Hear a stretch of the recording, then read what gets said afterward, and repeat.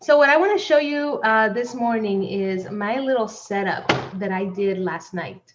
Because the sunlight was gone, I decided to use my UV nail lamp, right? They use this in salons for nails. This produces UV light just like the sun does. So I used my nail lamp to expose my cyanotype paper.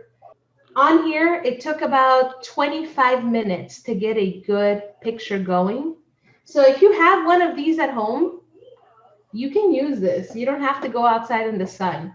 The annoying thing is my nail lamp only goes up to a minute, right? So I basically had to push that 20 times in a row to get a picture going. Let me show you what else is in here so you guys can see.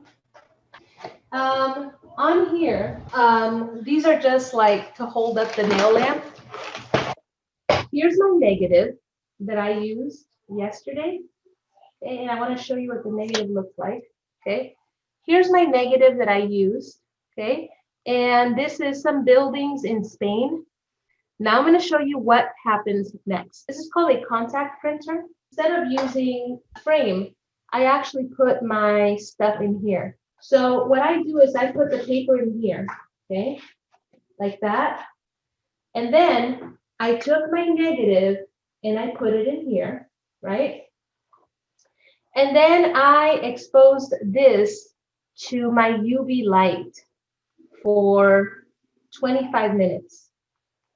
And I did the UV lamp because it was nighttime, right? But for you guys, you can use the sun. The sun is just fine. You don't have to use a UV lamp. And now what I'm going to show you is how to develop it. Okay. So in this box is my photographic paper, and it is hidden away from sunlight because if sunlight hits it, it will go bad. And you guys know that already.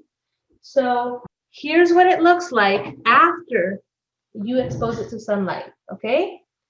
And I can't have it sitting out for too long right now because it'll go bad.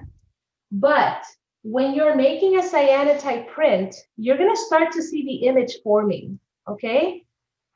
My negative, all the places where the sunlight hit are dark and all the shadow places are see-through.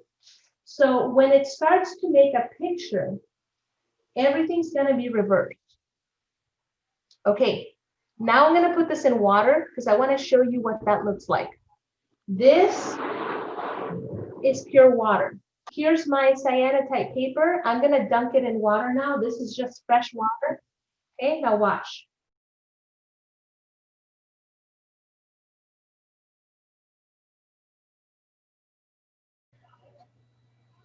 All right, now let me show you what happens when you add borax to the water, okay?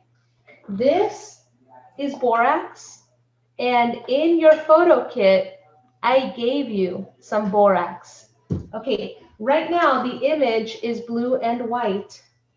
Watch what happens when I add some borax to the water. Adding borax turns the image purple. So check this out. Here we go. You guys want to watch some magic? You guys see that? You see how it's turning purple? You don't even have to measure.